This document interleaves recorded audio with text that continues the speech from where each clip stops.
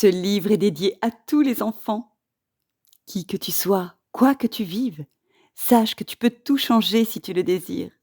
Tu peux tout faire, tout être et tout avoir. Tu es le héros de ta vie.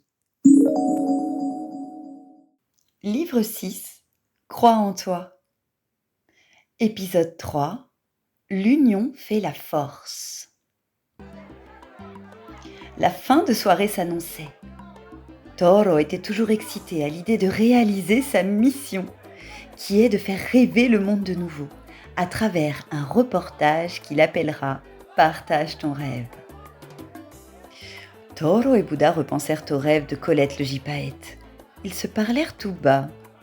Ils semblaient encore mijoter quelque chose, ces deux-là. Colette est une gentille fille. Elle est ouverte d'esprit et sensible. Elle a l'air rigolote avec ses 4-5 cheveux sur la tête. Sa passion, c'est la géographie et la nature.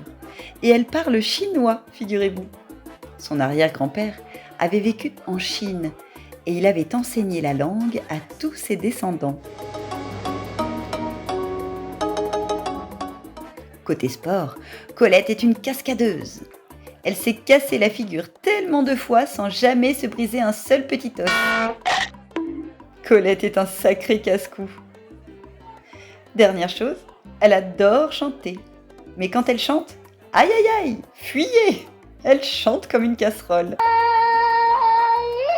On dirait qu'elle a une cacahuète coincée dans la gorge. Ceci lui donne un grain de folie que Toro et Bouddha adorent. Toro et Bouddha s'approchèrent de Colette. Hé Colette, si on allait tous les trois en Crète faire la fête, ce serait chouette? Oh oui, oh oui, oh oui, la Crète! Oh, ce serait magique! Vous m'amenez avec vous?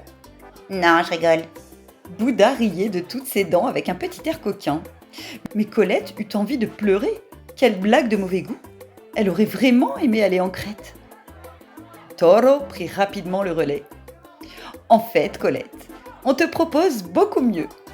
On sait que tu rêves de voyage, alors? Les deux amis se regardèrent un instant et dirent en même temps « Veux-tu faire le tour du monde avec nous ?» Colette n'en croyait pas ses oreilles. « Quoi? J'ai bien entendu? Mais c'est bien vrai, ce n'est pas une blague, hein, les gars ?» Non, Colette, ce n'est pas une blague. Cela nous ferait vraiment plaisir de t'avoir avec nous. Puisque ton rêve est aussi de faire le tour du monde, nous avons pensé que tu aimerais te joindre à nous pour vivre cette incroyable aventure. Oh oui, je le veux, je le veux, je le veux! Colette pleurait à chaudes larmes. De joie, bien sûr. Son comment était arrivé plus vite que jamais. Elle repensa aux paroles de Toro, qui un peu plus tôt dans la soirée leur avait dit « Si vous savez pourquoi vous voulez réaliser vos rêves et que vous y croyez très fort, le comment viendra naturellement. » C'était vrai, bon sang, Toro avait raison.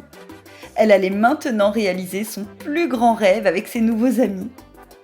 Elle les embrassa très fort dans ses ailes.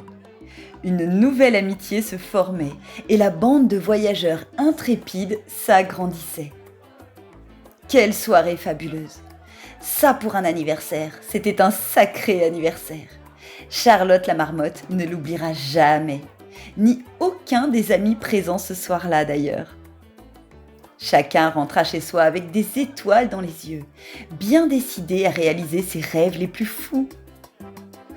La vie ne sera plus jamais comme avant dans la montagne.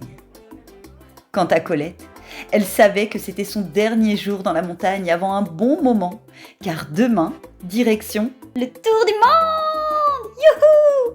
Emplie de bonheur, de joie et d'excitation, cette nuit-là, sur le chemin de retour à la maison, elle crut voler avec les anges. À présent, place aux exercices. Prends le temps de faire ces exercices. Tu vas voir, ils sont amusants et vont te faire comprendre beaucoup de choses sur toi et sur la vie.